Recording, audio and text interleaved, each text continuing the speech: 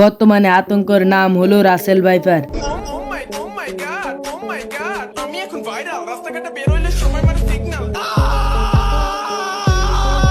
হাজার হাজার মানুষকে মৃত্যু সজ্জায় পাঠাচ্ছে রাসেল ভাইপার। এমনকি হসপিটালে লাইন ধরে গিয়েছে শুধুমাত্র এই রাসেল ভাইপারের কারণে। কিন্তু কেনই বা এই সাপের আতঙ্ক হঠাৎ করে বাংলাদেশে হানা দিল? এই সাপ নিয়ে বিশেষজ্ঞদের কি মতামত? তাছাড়াও এই সাপ নিয়ে আমাদের মাঝে যে ভুল ধারণা হয়েছে তা জানতে পারলে আপনারা অবাক না হয়ে পারবেন না। এবং সর্বশেষ জানবেন এই সাপ থেকে বাঁচার উপায় এবং এই সাপ চেনার উপায়। সম্পূর্ণ ভিডিওতে থাকছে রাসেল ভাইপার নিয়ে কিছু গুরুত্বপূর্ণ কথা, যেটা আপনার আমার জানা প্রয়োজন। দেশের বিভিন্ন অঞ্চলে ছড়িয়ে পড়েছে ভয়ঙ্কর সাপ রাসেলস ভাইপার কে একের পর এক ধরা পড়ছে বিষধর সাপ রাসেলস ভাইপার। এই ভিডিওটা অনেক তথ্য উপাত্তের উপর ভিত্তি করে বানানোর চেষ্টা করেছি। এখানে ভুল কোনো তথ্য থাকবে না, আর অনলাইনে অনেক ভুল তথ্য থেকে বেঁচে যাবেন। অনুরোধ থাকবে ভিডিওতে একটা লাইক একটা কমেন্ট করে সম্পূর্ণ ভিডিও দেখার। তো আপনারা যারা আমাদের চ্যানেলে একদমই নতুন তারা চ্যানেলটি সাবস্ক্রাইব করে পাশে থাকা বেল আইকনটি অন করে বন্ধুত্বের হাত বাড়িয়ে দিন।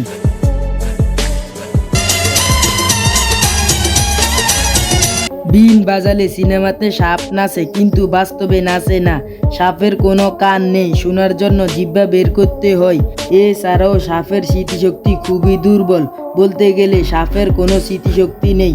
পৃথিবীতে প্রায় 3000 প্রজাতির সাপ আছে, তার মধ্যে বাংলাদেশে আছে 90 থেকে 95 প্রজাতির সাপ। এর মধ্যে 30 প্রজাতির সাপে বিষ রয়েছে, যাদেরকে বিষধর সাপ বলা হয়ে থাকে। এই 30 প্রজাতির সাপের মধ্যে 8 প্রজাতির সাপ থাকে সামুদ্রিক পানিতে, আর বাকিগুলো থাকে স্থলে। তার মধ্যে বেশ কিছু সাপের বিষ থাকলেও মানবদেহের জন্য ক্ষতিকর নয়। হাতে গোনা 4 থেকে 5 প্রজাতির সাপ বাংলার জমিনে বিষধর সাপ। এর মধ্যে বর্তমানে রয়েছে রাসেল ভাইপার, যার বাংলা নাম হলো চন্দ্রমোরা। এই সাপ নতুন নয়, অনেকে মনে করে এই সাপ বাংলাদেশে নতুন। 2013 সালের পর থেকে এই সাপ বাংলাদেশে দেখা যেত না। বিশেষজ্ঞরা মনে করত এই সাপ বাংলাদেশ থেকে বিলুপ্ত হয়ে গেছে। কিন্তু এই 2024 সালে কেন এই সাপের উৎপাত দেখা যাচ্ছে, চলেন দেখে আসি। 2013 সালের পরে এই 2024 সালে এই সাপ বেশি নজরে এসেছে। আগের দিনে এই সাপকে বন্দর অঞ্চলে অর্থাৎ রাজশাহীতে দেখা যেত, কিন্তু বর্তমানে পদ্মা নদীর জন্য এই সাপ বাংলাদেশে প্রায় 28টি জেলায় ঢুকে পড়েছে। আগের দিনে এই সাপ বিলুপ্ত হয়ে গেছে কারণ এটার বংশবিস্তার করার জন্য পর্যাপ্ত খাবার, সঠিক পরিবেশ ছিল না। কিন্তু বর্তমানে একই জমিতে বছরে 3 থেকে 4 বার চাষ করার জন্য এই সাপের বংশবিস্তার বেড়ে চলেছে। রাসেল ভাইপারের জনপ্রিয় খাবার হলো ইঁদুর, আর ধানের জমিতে অতিরিক্ত ইঁদুর থাকার জন্য বংশবিস্তার করতে পারে। আর এসব জমিতে ইঁদুর থাকার জন্য এদের খাবারের জোগাড় হয়। তাছাড়াও অতিরিক্ত চাষের কারণে ক্ষেতের ভিতরে বংশবিস্তার করতে পারে। আর এই রাসেল ভাইপার একসাথে 30 থেকে 70টি বাচ্চা দেয়।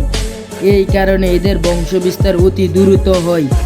এখন চলেন জেনে আসি এটা কামড় দিলে করণীয় কি, আপনারা কি করবেন। প্রথমে বলেনি, সর্বদাই চেষ্টা করবেন এদের সামনে না পড়ার। এরপরও যদি কামড় দেয় আশেপাশে কারো কথায় কান না দিয়ে সরাসরি নিকটবর্তী হসপিটালে যাবেন। ক্ষত স্থানে কোনো প্রকার পানি, বরফ, মলম এগুলো লাগাবেন না। চেষ্টা করবেন একটা বাঁধন দেওয়ার, তবে এটা অতিরিক্ত টাইট করবেন না। ক্ষত স্থানে মুখ লাগাবেন না।